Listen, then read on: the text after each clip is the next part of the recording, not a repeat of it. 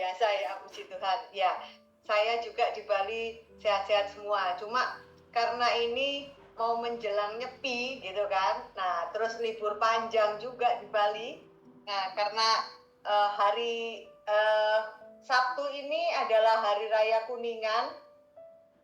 Terus Senin itu nyepi, jadi kalau nyepi itu kita nggak boleh keluar, lampu tuh harus gelap semua, nggak boleh nyalain lampu, secara otomatis gelap semua, ya. Nah, jadi kita, ya puji Tuhan bisa menikmati keheningan, ya, dengan acara keluarga, dengan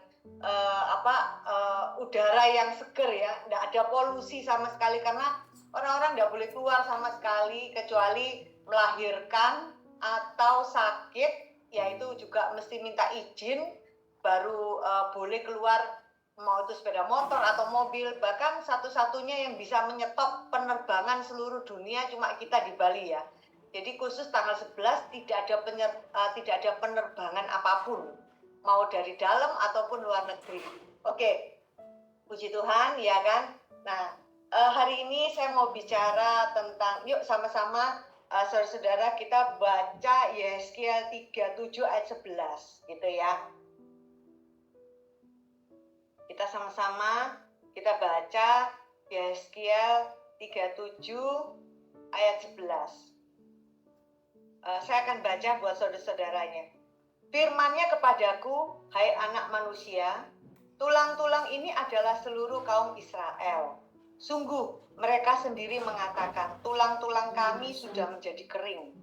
Dan pengharapan kami sudah lenyap, kami sudah hilang. Wow.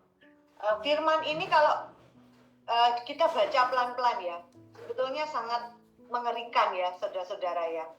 Dikatakan di sini adalah, tulang-tulang kami sudah menjadi kering. Karena dan pengharapan kami sudah lenyap dan kami sudah hilang.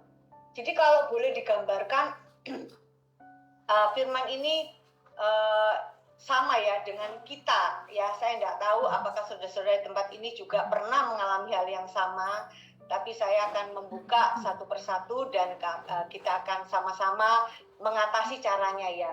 Pasti di saat kita ada rasa kecewa, di saat kita ada rasa kesedihan gitu ya, tanpa sadar ya, batin kita itu kalau kita bilang ya, tanpa sadar, firman ini mengajarkan ya, hati yang gembira adalah obat ya kan. Terus ada firman mengatakan juga itu ya, tulang yang hati yang kering itu adalah tulang yang dia ngomong tuh ya, lupa saya ya.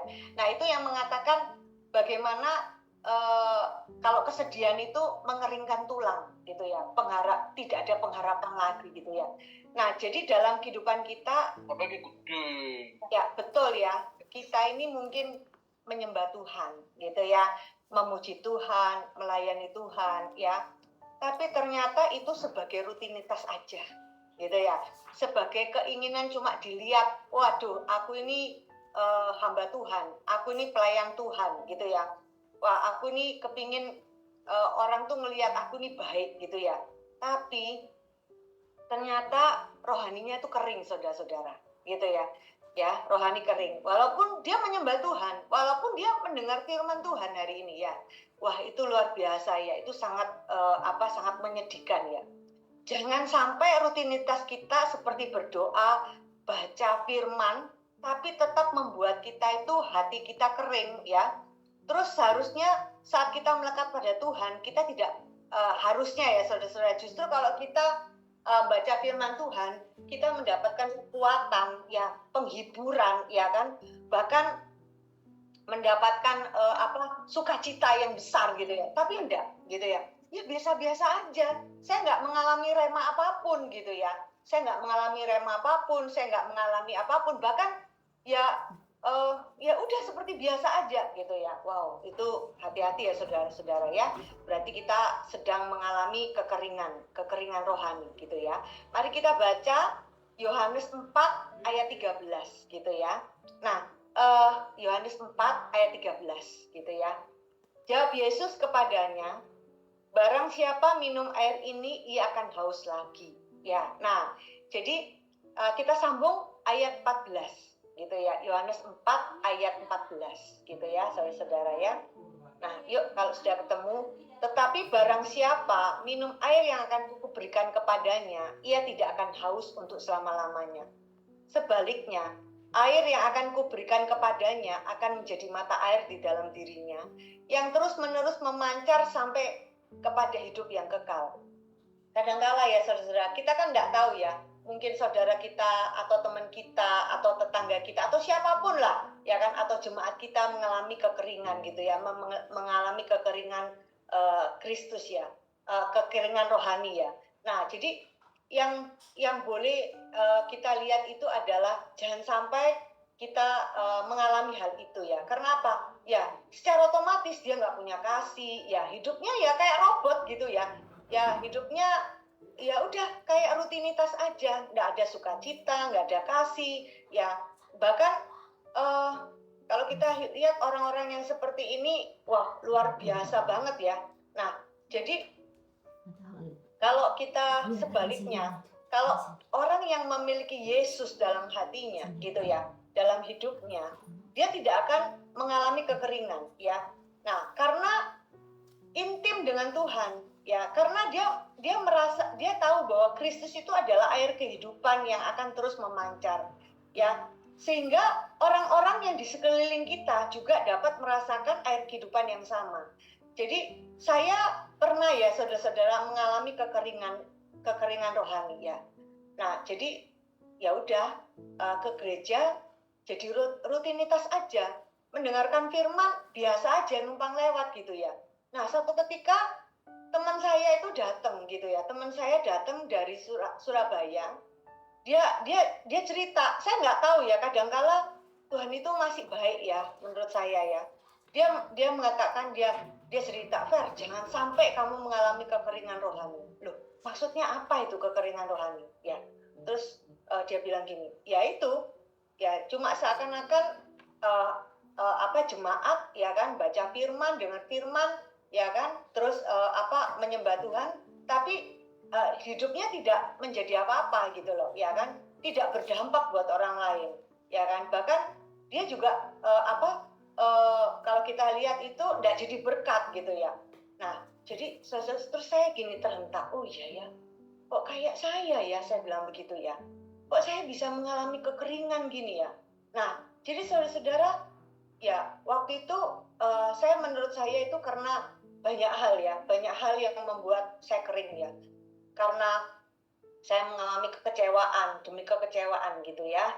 Nah terus saya juga merasa kecewa dengan Tuhan ya. Nah ini jangan sampai terjadi pada saudara-saudara ya. Nah sehingga apa yang terjadi, saya gini, aduh Tuhan, untung ya Tuhan itu masih sayang sama saya ya kan. Tuhan datangkan teman baik saya, padahal dia tuh pelayanan, dia bukan untuk melayani saya gitu ya, dia pelayanan yang tinggal di tempat saya, dan dengan kalimatnya dia itu menyadarkan saya, waduh Tuhan terima kasih ya, saya mengalami kekeringan gitu ya.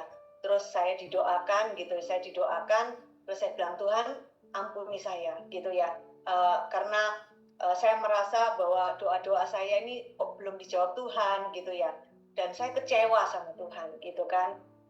Nah jadi apa yang terjadi saudara-saudara, dari mulut saya ini bukan kalimat-kalimat profetik yang keluar, kalimat-kalimat yang menghujat, kalimat-kalimat yang menyedihkan, kalimat-kalimat yang tidak menyenangkan gitu ya. Nah jadi saudara-saudara, ini orang yang hati-hati ya, kalau di sekeliling kita mendengarkan kalimat-kalimat yang suka gosip gitu ya, yang suka menghujat, yang suka gitu ya, menyalahkan orang lain. Sebetulnya padahal kita lihat kerjaannya itu mendengarkan firman gitu ya, kerjaannya itu hadir di gereja gitu ya, gitu kan. Nah tapi kok kerjaannya kok kayak gini ya, bahkan kita di dekatnya dia juga merasa nggak nyaman gitu ya. Nah saudara-saudara, itu hati-hati ya, karena dia juga mengalami kekeringan rohani ya. Nah jadi terus karena itu akan dampaknya menghancurkan ya.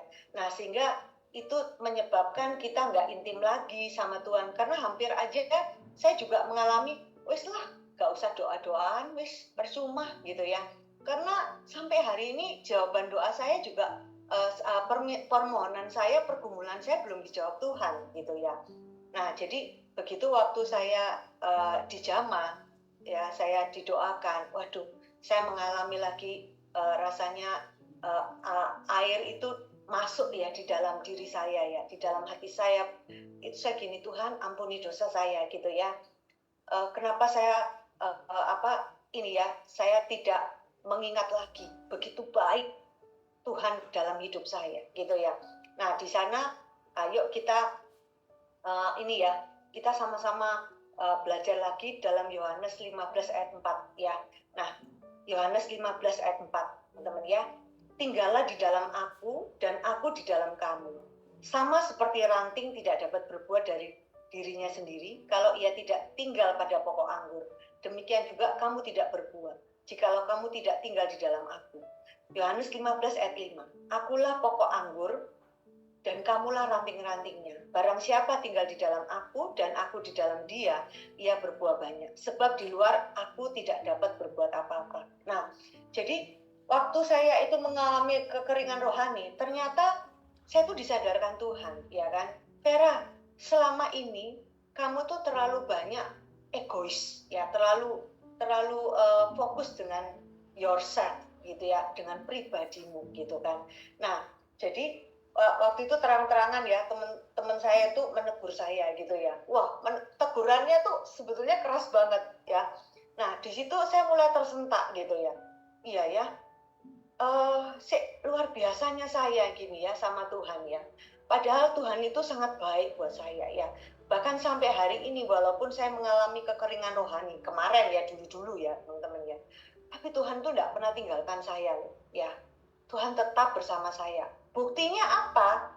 Buktinya Tuhan itu hadirkan teman saya untuk menyadarkan saya supaya saya tidak semakin terperosok jatuh ke dalam dosa.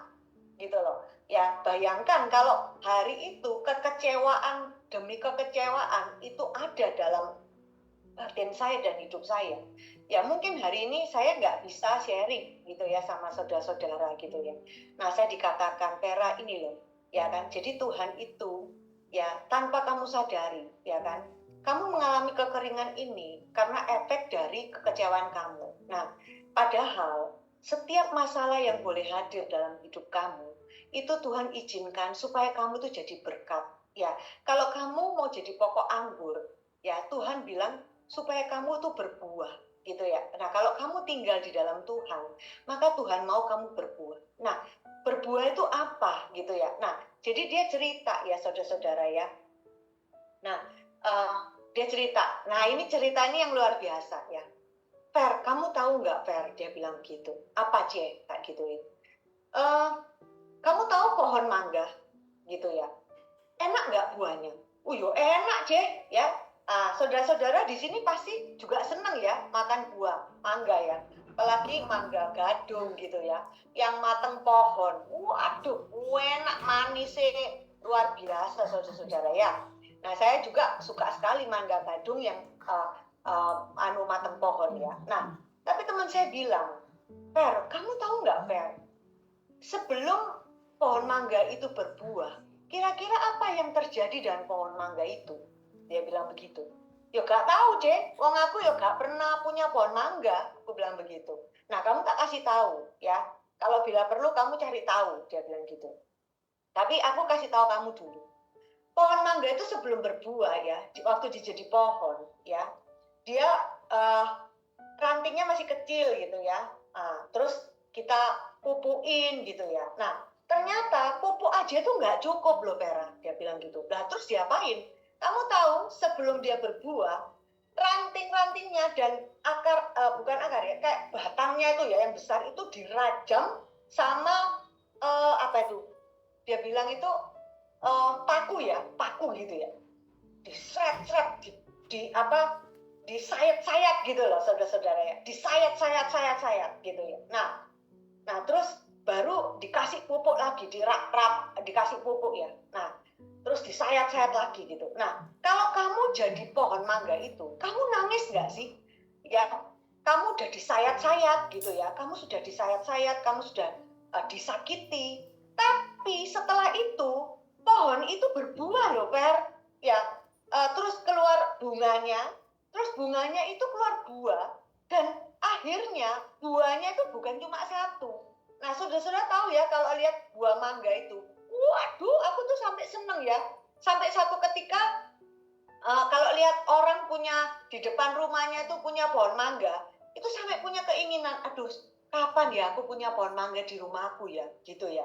Seneng ya, sampai grundel gitu ya. Nah, jadi teman saya bilang, nah, jadi Fer, kalau kamu hari ini kalau kamu dan akhirnya pohon mangga itu bisa dinikmati manisnya, segernya ya, sehingga kita bisa kenyang. Nah, sama Fer, kalau kamu hari ini tidak mengalami rasa sakit seperti pohon mangga ini, Fer, kamu tuh nggak bisa jadi berkat gitu loh. Nah, jadi bayangkan kalau kamu hari ini ya mengalami kekeringan rohani, ya kan? Karena penyebabnya kamu kecewa dengan Tuhan, gitu ya. Jawaban doamu belum dijawab. Apakah kamu layak untuk kecewa? Sama dengan pohon mangga ini. Apakah layak sebetulnya dia disakiti untuk dia bisa memberikan rasa kenikmatan kepada manusia-manusia, gitu loh. Nah, jadi di situ saya tersadar ya. Aduh, kalau pohon mangga aja bisa teriak mungkin ya, bisa nangis ya, disakiti gitu ya. Apalagi saya yang, aduh, saya itu belum apa-apanya seperti pohon mangga gitu ya. Wih, saya bertekuk lutut ya saudara-saudara ya. Saya nangis. Terus saya bilang, Tuhan, thank you Tuhan. Kalau hari ini Tuhan ingatkan saya bahwa kasih-Mu yang besar itu sanggup Tuhan ya melegakan jiwaku ya. Apakah aku mencari Engkau itu karena kepuasan diriku gitu loh ya. Karena Engkau itu maaf nih ya, pembantuku yang kalau aku perlu apa, aku doa dan aku harus Tuhan menjawab setiap doaku gitu ya. Nah, jadi aku tersadar ya, Tuhan itu juru selamatku, Tuhan itu kekasih hatiku, Tuhan itu adalah kekuatanku gitu ya. Ya, nah jadi Tuhan berikan aku roh yang nyala-nyala, berikan aku Tuhan istilahnya kerinduan lagi, bagaimana aku bisa mengecap kasih-Mu dalam hidupku gitu ya. Nah, ternyata pada saat aku mulai seperti itu ya saudara-saudara, aku membuka hati dan pikiranku ya, itu kayak rasanya kayak air itu masuk gitu ya saudara-saudara, memberikan kelegaan ya. Nah, dan aku bersyukur ya, aku bisa mengalami hal itu sehingga hari ini aku bisa sharing sama teman-teman ya, saya bisa sharing sama teman-teman gitu ya. Terus aku bilang, oh berarti Tuhan izinkan aku jadi pohon mangga ya, supaya aku jadi buah, supaya aku jadi berkat gitu, supaya aku bisa menopang gitu ya, menopang kelemahan-kelemahan orang yang Tuhan izinkan nantinya bertemu dengan aku gitu loh. Aku nggak tahu, mungkin saya ditemukan sama orang gitu ya, sama orang yang mengalami penderitaan yang sama. Waduh, sampai mungkin bisa ketawa, bisa sharing, sampai dia akhirnya ketawa dan kita ketawa ngakak gitu loh ya. Nah, jadi saudara-saudara, intinya apa? Pada saat kita mengalami kekeringan gitu ya. Nah, saudara-saudara, kuncinya apa? Cepat ingat apa yang sudah Tuhan berikan ya, yang dulu-dulu ya. Timbulkan lagi rasa syukur gitu ya, timbulkan rasa syukur ya. Seperti teman saya ini timbulkan lagi rasa syukur kepada diri saya gitu loh. Bayangkan kalau Tuhan dulu tidak tolong saya, ya Tuhan tidak angkat saya, bagaimana hidup saya? Kalau dulu Tuhan tidak berperkara terhadap kandungan saya, hari ini pun saya tidak bisa punya anak gitu ya. Ya, oke. Nah, terus saya membanding-bandingkan berkat orang dunia sama berkat untuk saya gitu ya. Nah, ternyata itu di situ saya akhirnya bersyukur banget gitu loh. Wah Tuhan, kalau hari ini Tuhan berikan saya perlindungan, keselamatan, bahkan menghindarkan saya dari mara bahaya gitu ya. Saya sehat sampai hari ini. Itu semua karena kasih karunia Tuhan. Jadi begitu saya bisa mengucapkan syukur, begitu saya hidup dengan damai gitu ya, hidup menerima apa yang sudah Tuhan berikan buat saya. Bahkan saya tidak membanding-bandingkan gitu ya kelebihan orang lain. Bahkan saya tidak membanding-bandingkan mungkin kekayaan orang lain gitu ya, kelebihan-kelebihan orang lain. Saya hanya bersyukur bahwa Tuhan hari ini saya bukan siapa-siapa. kalau saya tidak diangkat Tuhan, ya saya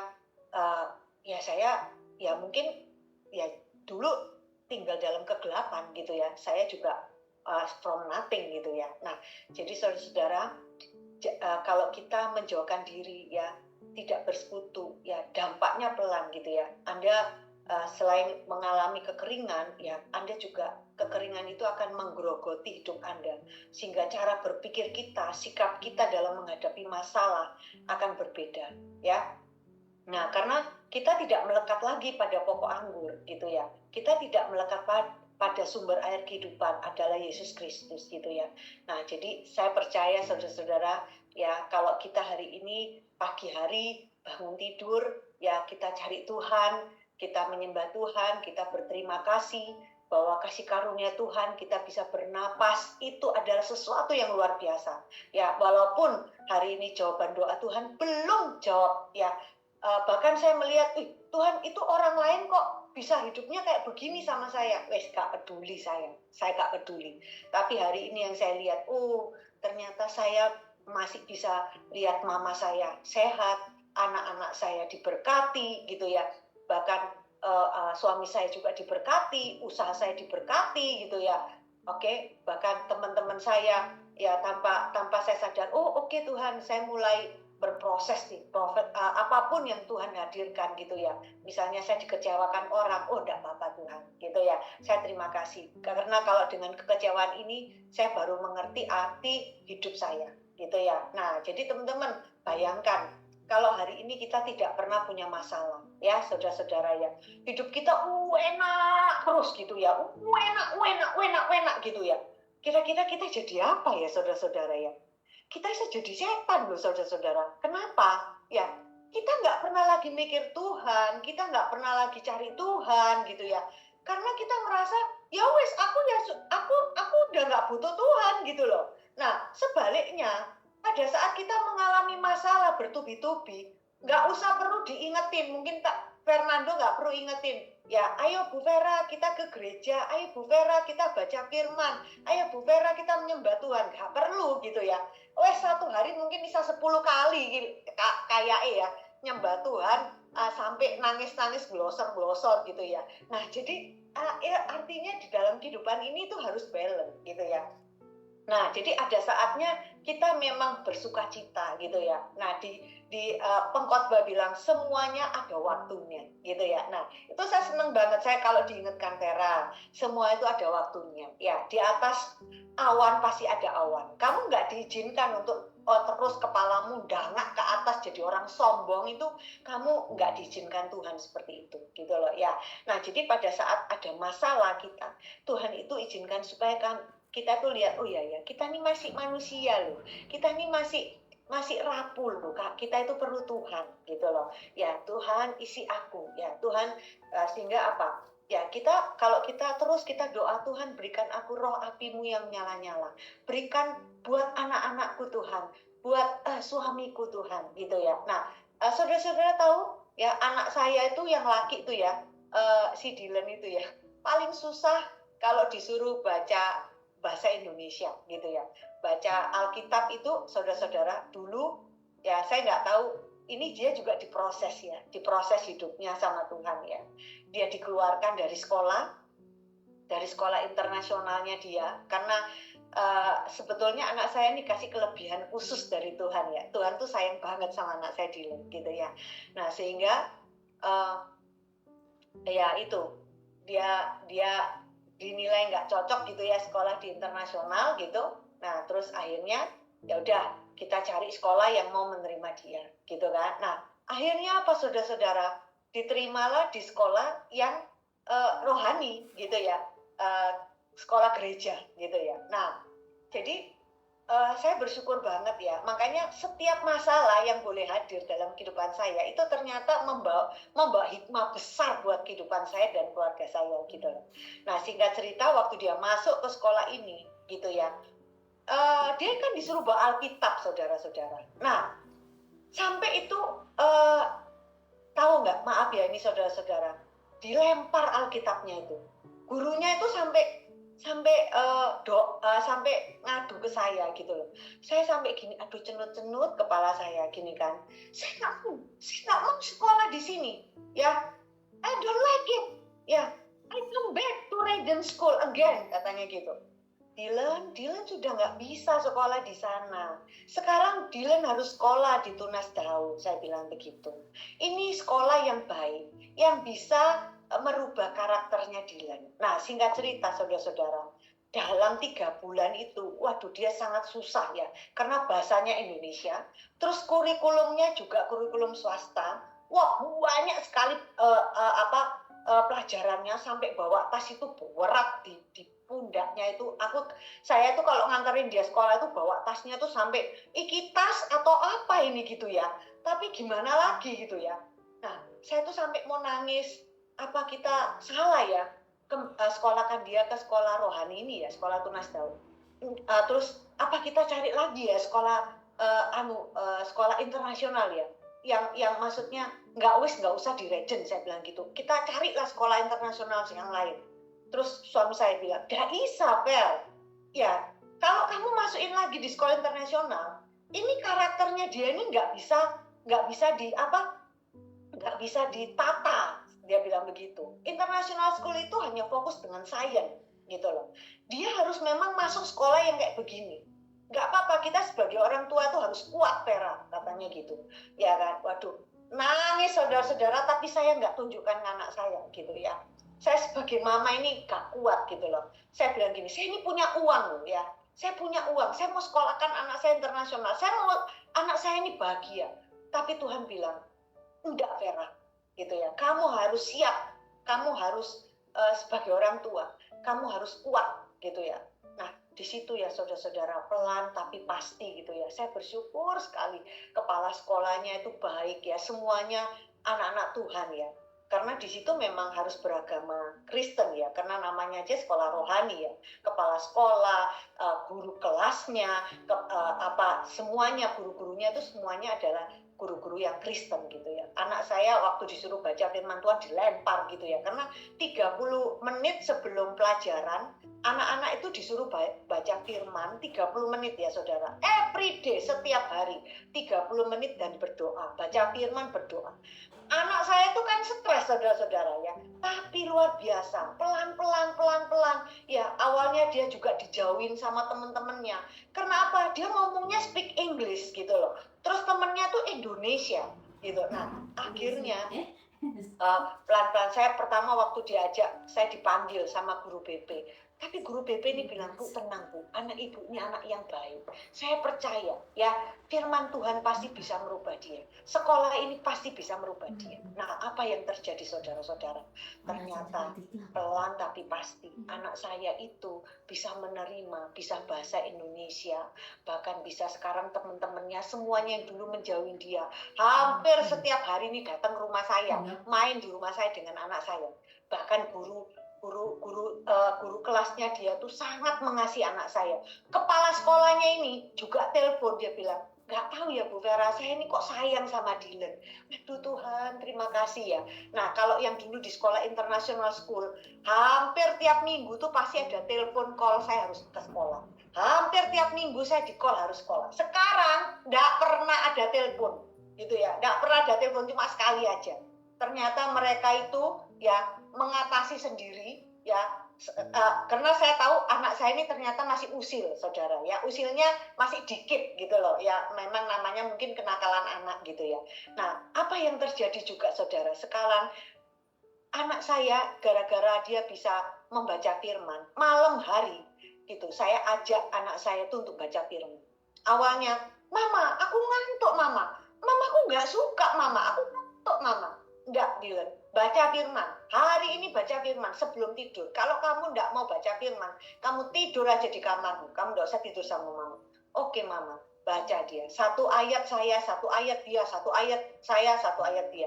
Nah, terus lama-lama kita itu setiap malam harus doa. Ya kan? Walaupun doa itu baca firmannya anak-anak gitu ya. Anak-anak gitu ya. Tentang firmannya anak-anak gitu yang dikasih oleh sekolah minggu gitu ya. Nah, terus saya tutup dengan doa bersama suami saya. Terus kita tidur. Nah, jadi puji Tuhan sekarang keluarga kami itu mengalami apa ya? Kalau kita bilang tuh mengalami pendewasaan iman gitu ya. Nah, itu yang sangat sukacita banget ya. Nah, jadi saudara-saudara, hari ini kalau misalnya ada di tempat ini yang mengalami kekeringan rohani yang dulu saya alamin, saya hanya bilang, saudara-saudara, cepat minta ampun sama Tuhan, minta supaya air hidup Tuhan itu tetap hadir dalam diri kita, gitu ya. Ingat kembali lagi apa yang dulu-dulu Tuhan pernah lakukan, hal-hal mujizat yang Tuhan pernah ada dalam keadaan mau kesehatan saudara, mau keuangan saudara, mau kehidupan keluarga saudara, pasti ada hal-hal yang pernah Tuhan kerjakan dalam kehidupan saudara. Ingat lagi dan bersyukur, Tuhan terima kasih. Kalau hari ini saya pernah mengalami mujizat Tuhan, saya pernah mengalami pembelaan Tuhan, saya pernah mengalami kasih karunia Tuhan. Sehingga apa? Ya, kita nggak pernah membanding-bandingkan hidup kita dengan orang lain, kita nggak pernah sakit hati dengan perbuatan orang lain. Betul loh saudara ya. Nah itu saya alamin ya. Walaupun waktu pertama kali misalnya kita dihianati atau misalnya kita dikecewakan sama orang lain, ya itu kita pasti alamin ya saudara-saudara ya.